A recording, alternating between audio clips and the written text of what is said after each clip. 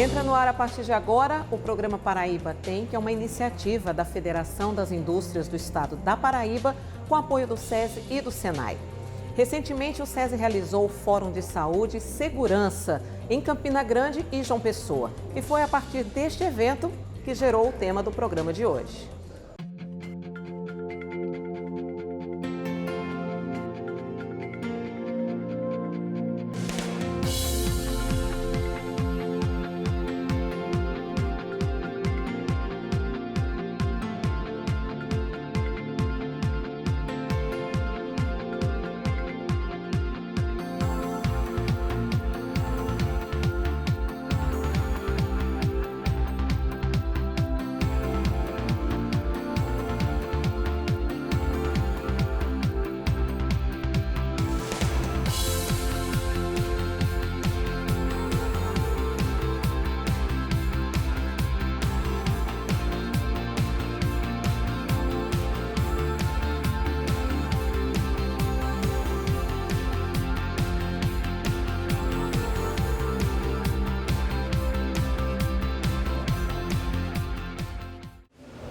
Bem, no programa de hoje a gente vai falar sobre saúde e segurança.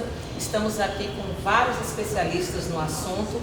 Do meu lado esquerdo eu estou aqui com a Grinete Melo, que é a gerente executiva de saúde e segurança no trabalho. Grinete, seja muito bem-vinda mais uma vez conosco aqui no programa. Aqui no SESI Paraíba vocês têm um trabalho já junto às empresas, trabalho de sensibilização, conscientização. Isso tem dado certo na prática? As empresas estão adotando mais práticas nessas áreas? Com certeza. A gente tem percebido que o investimento tem dado retorno. Nós temos números que mostram, essa redução do número de acidentes, mas não só uma redução, mas uma mudança da cultura, de uma cultura mais prevencionista e não uma cultura daquela que diz que o brasileiro só fecha a porta depois que é assaltado. Em questões de segurança é assim também, a gente só cuida da queda depois que cai, E essa mudança de cultura tem surtido efeito.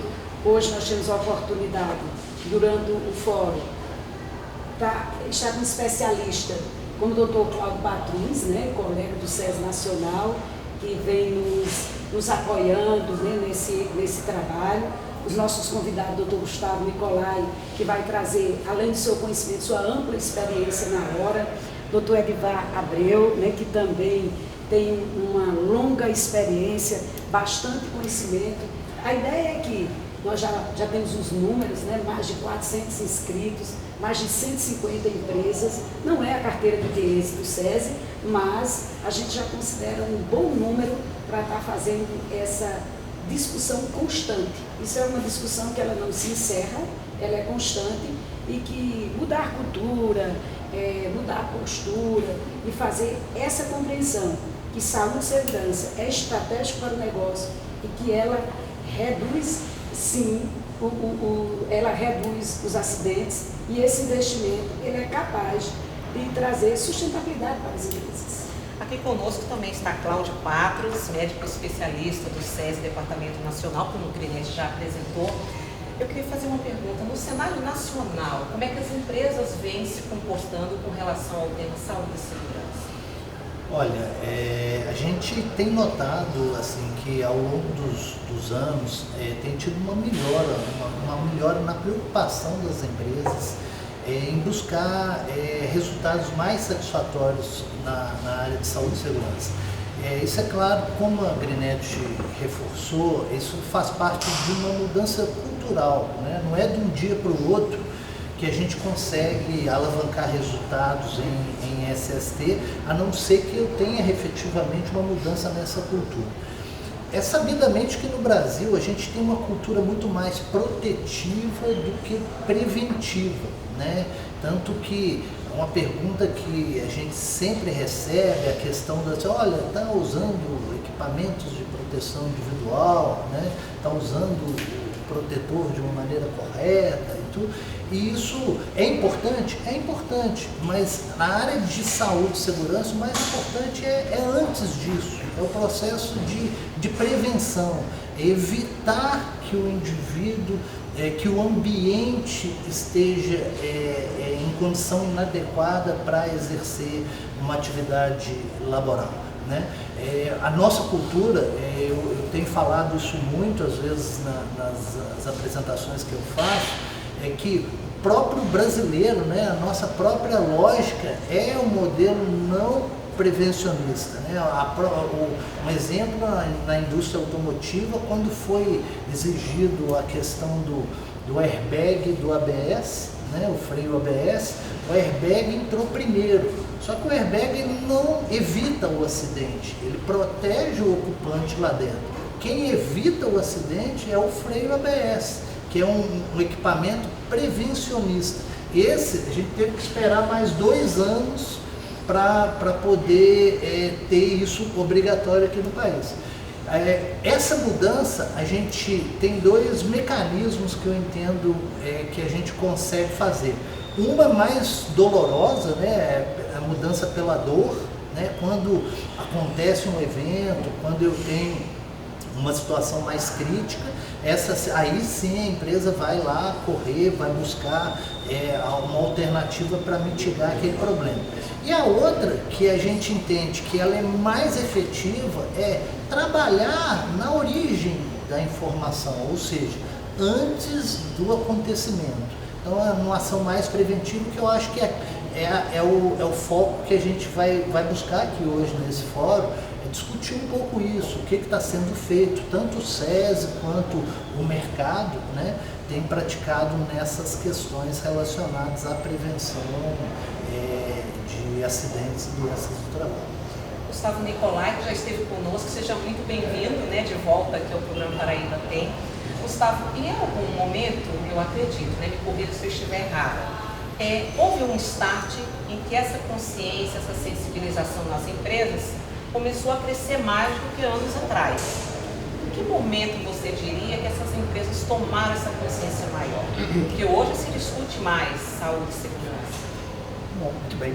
Sueli, primeiro agradecer mais uma vez aqui, uma honra estar no programa Paraíba Tem, dentro dessa casa, a Federação das Indústrias, o SESI aqui, e respondendo a sua pergunta, é possível dizer que nós vivemos ciclos na saúde e segurança do trabalho envolvidos em amplo aspecto, né? Um aspecto legislativo, um aspecto político, um aspecto econômico, né? Com momentos de altos e baixos. Claro que isso aconteceu gradativamente, vem acontecendo.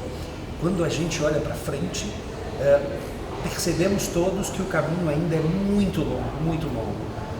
Mas quando a gente olha para trás, percebemos o tanto que já foi construído, naturalmente com erros, mas com grandes acertos, especialmente, né, uma coisa que a gente vai falar hoje, desde 2010 o Brasil adotou uma nova política de saúde e segurança, já bem sucedida em outros países, que é a política de um bônus-malus, de tributação das empresas. Pagam mais impostos aquelas empresas que adoecem e acidentam mais seus trabalhadores, e em favor aquelas empresas que têm um número menor de adoecimentos e acidentes, pagam menos impostos. Essa política para nós agora vai completar 20 anos e traz uma forma objetiva de demonstrar o propósito desse fórum, que é de que saúde e segurança não são simplesmente custo, ali sim é um investimento, né? E não só isso. Em outras esferas a gente tem farta evidência científica, farta experiência no ambiente de trabalho, demonstrando o resultado do investimento, né? Aquela relação de que a cada R$1 que eu faço de investimento, quanto eu posso recolher ou deixar de pagar em tributos ou ter resultados. Então, nós temos avançado muito em relação à saúde e segurança. 2010 eu diria que foi um marco pela adoção do bônus-malus, mas não é só ele, são muitas ações, e especialmente nesse momento a gente vive uma recriação da saúde e segurança, um novo momento político, uma redistribuição, uma revisão, uma modernização das nossas normas regulamentadoras, um arcabouço legalista que ora tem mais de 41 anos, né?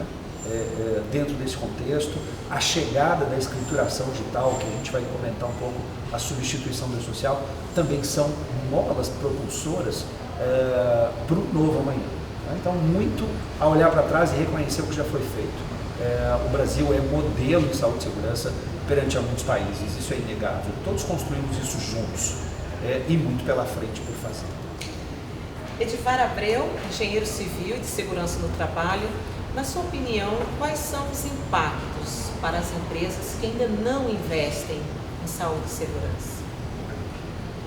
Inicialmente eu consigo os meus agradecimentos ao sistema FIEP e SESI pelo honroso convite para aqui estar participando desse fórum de saúde e segurança do trabalho, aprender com os colegas, trocar ideias nessa área sempre salutar. Eu vivencio o meu primeiro contato com a segurança do trabalho foi há 36 anos, comecei como auditor fiscal do Ministério do Trabalho, em Natal. E realmente os colegas estavam dizendo, e eu me lembro, fiquei pensando, em 1983, quando, por exemplo, no canteiro de obras, o capacete servia, inclusive para o trabalhador, como prato. Ele se alimentava, botava comida no capacete. Vejo que realmente já dá uma indicação de que nós evoluímos bastante. Mas, reiterando o que os colegas já afirmaram, há muito ainda a ser feito. Agora, o meu olhar da segurança ao trabalho, eu diria assim, primeiro, que o Brasil, na minha leitura, é um dos países que possui talvez um dos melhores ordenamentos jurídicos de segurança e saúde do trabalho. Nós somos um dos poucos países do mundo que já na sua Carta Magna temos dispositivos específicos sobre segurança e saúde do trabalho. Basta só lembrar o artigo 7, inciso 22, que garante aos trabalhadores urbanos e rurais brasileiros o direito ao meio ambiente de trabalho sadio e seguro. Só para exemplificar um dos dispositivos constitucionais.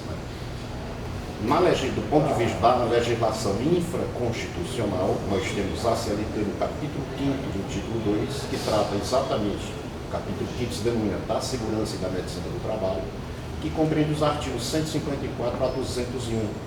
Esses artigos não são da CLT originária de 1943, eles foram reeditados pela Lei 6.514, de dezembro de 1977. Exatamente nessa data eles tiveram nova roupagem.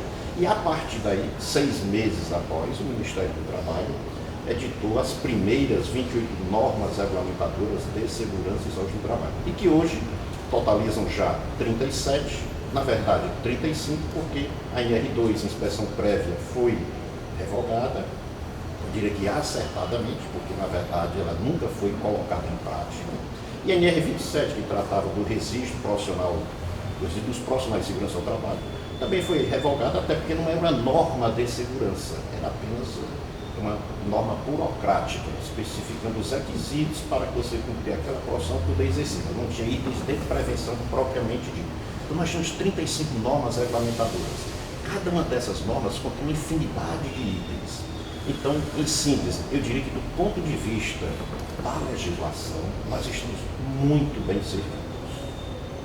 Precisa agora repensar como colocar em prática, se não toda a legislação, mas parte dela.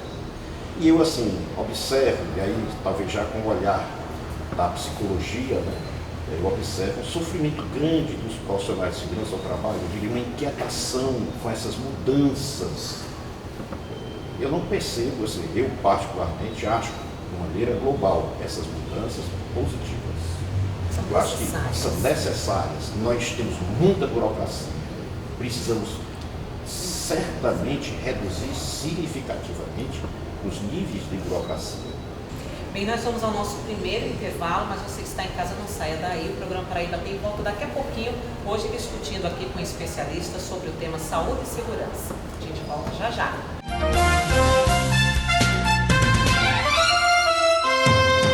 A alta taxa de afastamento do seu trabalhador pode colocar em risco os resultados de sua empresa. Eleve a sua produtividade. Invista em saúde e segurança com o SESI. Por meio de soluções e consultoria especializada, o SESI ajuda a prevenir doenças ocupacionais e acidentes de trabalho na sua empresa. Trabalhador seguro e saudável é mais competitividade para o seu negócio. Informações em fiepb.com.br/SESI ou pelo telefone 2101-5451. SESI, pelo futuro do trabalho.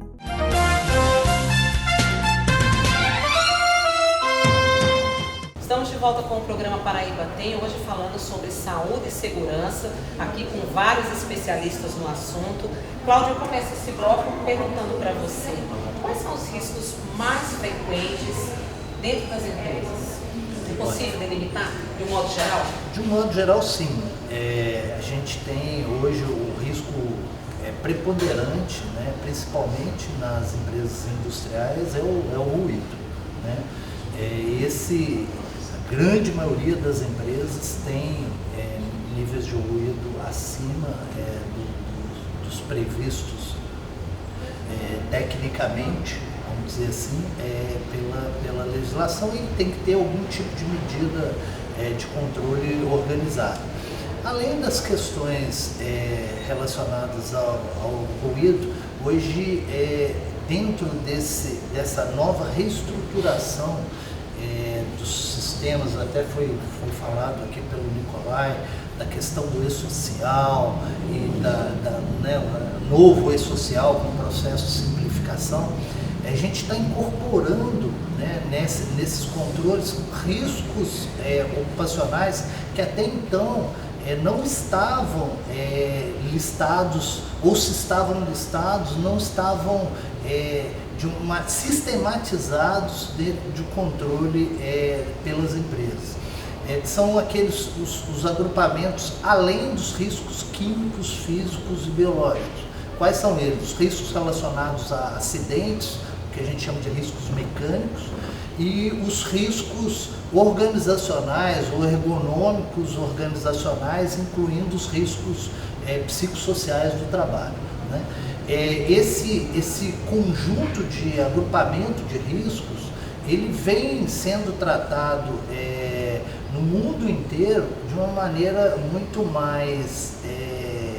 mais efetiva, principalmente nos últimos anos, em função de um acréscimo, né, de um aumento dos riscos psicossociais, principalmente, né, do trabalho, que não são só decorrente da questão da organização do trabalho, e sim com as questões da própria sociedade organizada, que também influenciam diretamente nessa questão do risco.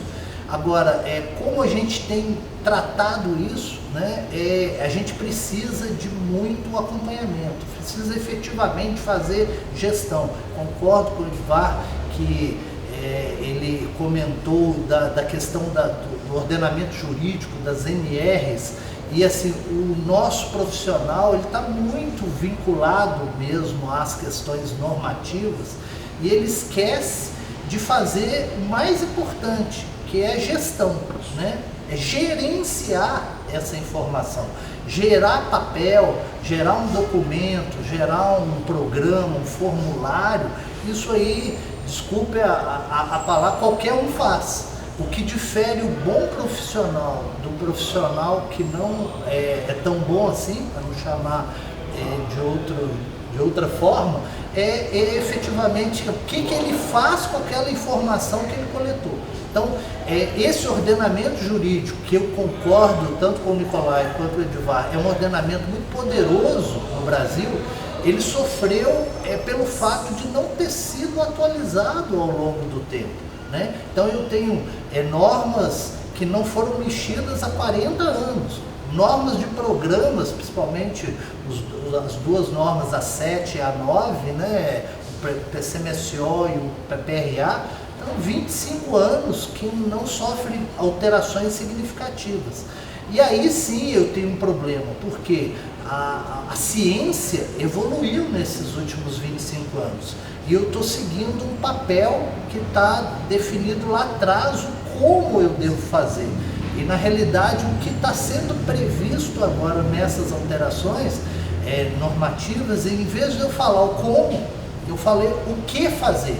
Como cada um vai fazer e vai ser cobrado pelo resultado desse gerenciamento, que é o mais correto, é que o mundo inteiro pratica. Gustavo, vamos tocar agora num assunto que é com relação ao trabalhador. A gente fala muito da gestão, da saúde e segurança, a gente fala de empresa, leia-se empresário, mas qual a importância do trabalhador, aquele que está ali no chão de fábrica, ter também uma consciência com relação à importância desse tema? Isso depende da empresa? Depende também, né? É um ambiente multidisciplinar. Quando você olha o nosso arcabouço legal, ele é construído com um modelo tripartite, o tripartidarismo, em que opinam, tem voz ativa o governo, os representantes das indústrias, do comércio, do transporte e os trabalhadores de cada um desses setores. Então, a própria Constituição legalista depende da observância do papel do trabalhador nesse sentido. Dentro da esfera empresarial, a própria empresa tem seu grau de responsabilidade no sentido de criar mecanismos e processos e estimular esta boa prática. A empresa tem que dar o exemplo e os trabalhadores também dentro dessa participação. E na última esteira, quando você olha o resultado final, ele acaba se beneficiando ao próprio trabalhador. Um bom investimento em saúde e segurança, resultados em saúde e segurança vão gerenciar menos doenças, menos acidentes, e quem ganha com isso é aquele trabalhador que vai para casa sem perceber que poderia ter sofrido um acidente em função de uma intervenção. Mas é fundamental entender que ele é parte importante disso, cada qual com as suas responsabilidades. Não há que se isentar ninguém do processo, mas a empresa tem seríssimas responsabilidades de oferecer todas as condições, a capacitação do empregado, e o empregado de fazer a sua parte nesse sentido. Pegando o gancho no que o colega Edivar comentou, esta participação social que nós construímos, de fato, seguindo com o que o também colega Patrus comentou, nós precisamos, nesta transformação, menos burocracia, menos energia gasta em documentos propriamente ditos e mais ações e mais energia voltada para a prevenção.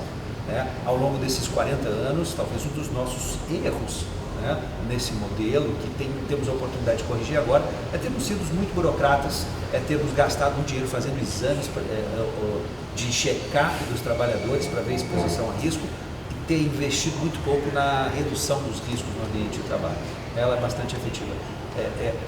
Sermos efetivamente o que, em essência, nós somos, profissionais prevencionistas. O nosso tempo, a nossa vocação, a nossa dedicação no ambiente de trabalho é para melhorar aquele ambiente, para eliminar, em princípio, os riscos, se isso não for possível, substituí-los por fatores com menor risco, instalar ali medidas de engenharia, medidas de proteção, medidas administrativas para evitar ao máximo a exposição do trabalhador, o adoecimento do trabalhador. Então, um novo ciclo em que, mais uma vez, nisso o Brasil tem sido feliz, sempre levar em consideração a opinião dos trabalhadores nesse sentido. É uma construção que se fortalece na medida em que todas as partes participam. E, claro, sempre que há um consenso de processos que olha para a ciência, que busca os resultados efetivos, a gente chega mais perto de onde quer chegar. Edivar, como uma empresa implanta uma política de saúde e segurança de forma eficiente? Eu acho que, concordando com o que os colegas já reiteraram, eu acho que nós temos o foco, não podemos perder o foco, que é o meio ambiente do trabalho. É lá onde tudo acontece. Infelizmente, o que a gente observa, o médico do trabalho, por vezes, aí não é uma crítica ao profissional médico do trabalho, até porque eu tenho 2 irmãos queridos médicos do trabalho. Bom, né? Nada contra. É apenas um olhar. Vamos dizer, que na verdade uma parte significativa, não todos, mas uma parte significativa dos médicos do trabalho, o foco deles é no trabalhador. E esquecem que quem está doente não é o trabalhador, é o meio ambiente que está gerando a doença. É raro, eu digo isso porque eu estou na área há 30 e tantos anos como auditor fiscal, como juiz do trabalho, como perito da justiça, que já tive a oportunidade de ser. Enfim, eu tenho vivências olho as questões com várias lentes, digamos assim. Não sou um entendido do assunto, mas tive a felicidade de atuar em vários campos do setor de segurança ao trabalho. Agora, voltando à questão objetiva, eu acho que o primeiro passo que nós nos voltarmos para o meio ambiente de trabalho é lá onde tudo acontece. E aí, assim, temos que nos desvencilhar. Por isso que eu sou a favor de, em certa medida, de uma modernização das normas regulamentadoras, com a ressalva de que acho que primeiro deveria mudar a legislação infraconstitucional, para não corrermos o risco, e esse país é pródigo nisso, modifica uma norma infraconstitucional, legal aqui, daqui a pouco muda a norma infraconstitucional, aí lá vai ter que fazer a mudança, então isso é um medo que eu vejo, é medo não, mas é uma dúvida que eu tenho se após a mudança, a modernização das normas de segurança do trabalho, como está sendo falado, se depois não vou mudar o capítulo 5º da CLT sobre segurança do trabalho e depois precisar adaptar de novo as normas a essa outra mudança. É uma incógnita que eu tenho. Mas eu diria assim, principalmente, trabalhar em cima do meio ambiente de trabalho. Então, acho que acho que os profissionais de segurança do trabalho se distanciaram do meio ambiente de trabalho.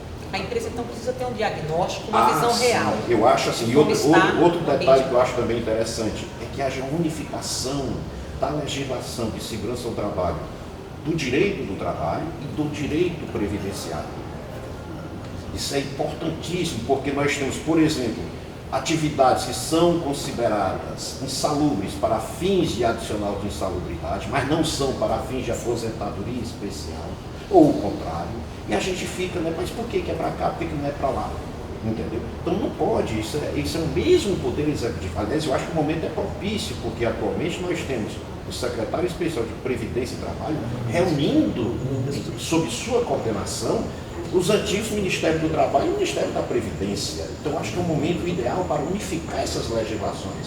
No direito previdenciário há vários dispositivos que são fundamentais para a segurança do trabalho. Por exemplo, as inovações do direito previdenciário, vai começar do laudo técnico de condições ambientais de trabalho, perfil profisiográfico previdenciário, o Paulo falou há pouco tempo que eu esqueci. Fator acidentário de prevenção. Fator acidentário de prevenção, fato importantíssimo, certo? E outra coisa, eu vou fazer só parênteses para dizer assim, olha, eu realmente reverencio os empresários.